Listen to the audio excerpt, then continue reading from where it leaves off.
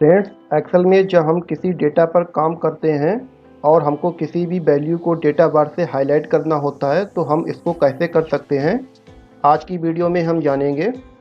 Hello friends, मेरा नाम है अनमोल और आपका स्वागत है हमारे यूट्यूब चैनल अनमोल इजी लर्निंग में। चैनल पे अगर आप नए हैं तो इसको अभी सब्सक्राइब कर लें। वीडियो अगर आपको अच्छी लगती है तो इसको लाइक करें और ज़्यादा से ज़्यादा शेयर करें। तो वीडियो को शुरू करते हैं।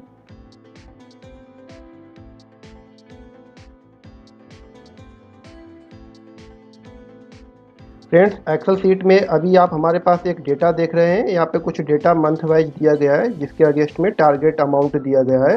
अब हमको टारगेट अमाउंट जो दिया गया है यहाँ पे हमको सेल के अंदर डेटा बार्स को शो करना है अमाउंट के अकॉर्डिंग। तो हम इसको कैसे करते हैं, इसके लिए हम डेटा को सिलेक्ट करेंगे। जितने भी डेटा पे हमको डेटा बार्स चाहिए उतने डेटा को हम सिलेक्शन करेंगे। सिलेक्शन करने के बाद आपको होम पेज में जाना है और यहाँ पे आपको कंडीशनल फॉर्मेटिंग का एक आपको ऑप्शन मिलेगा।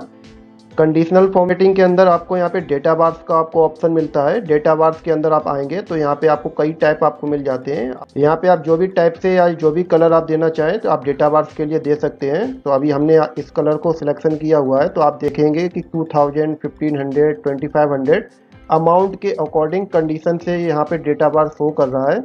तो फ्रेंड्स, कुछ इस तरीके से आप अपने डेटा में डेटा बार्स को ऐड कर सकते हैं कंडीशनल फॉर्मेटिंग की हेल्प से। कंडीशनल फॉर्मेटिंग के ऊपर मैंने पहले से एक वीडियो बनाई है जिसमें मैंने डिटेल में कंडीशनल फॉर्मेटिंग का कैसे यूज करते हैं उसके बारे में बताया है।